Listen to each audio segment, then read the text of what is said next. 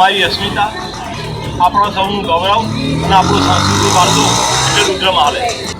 મુલાદેવ સોલંકી અને સિદ્ધરાજસિંહ સોલંકીએ આ રુદ્રમહાલનું ભવ્ય શિવાલય સરસ્વતીના કિનારે બનાવ્યું. યવનોએ એના પર હુમલો કર્યો અને એને ધ્વસ્ત કર્યો. એના ભગ્નાવશેષો આજે પણ વિદ્યમાન છે. ये बताए थे खंडर इतना महान है तो उनकी संस्कृति कितनी महान होगी. खंडर भव्य है तो उसकी संस्कृति कितनी महान होगी. 1980 सालમાં થોડો સંઘર્ષ થયો, સત્ય બહાર આવ્યું અને ભગવાન રુદ્રેશ્વરનું પ્રાગટ્ય થયું. આજે પણ એ દીધી છે એટલે 45 વર્ષે એમનો આ એક ઉત્સવ રાખ્યો.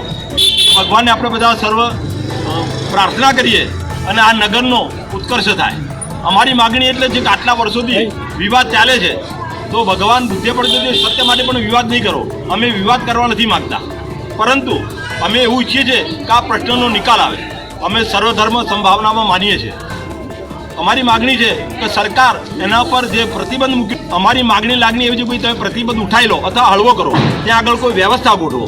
આવનાર મુલાકાત રજીસ્ટર નિભાવો, ક્યાંથી આવે છે એનો મોબાઈલ નંબર લો, આધાર કાર્ડ લો, પણ એમને દર્શન માટેની છૂટ આપો. અમારા ધોરણોથી અમને તમે વંચિત ના રાખો એટલી અમારી નમ્ર સરકારને અને આગેવાનોને વિનંતી છે.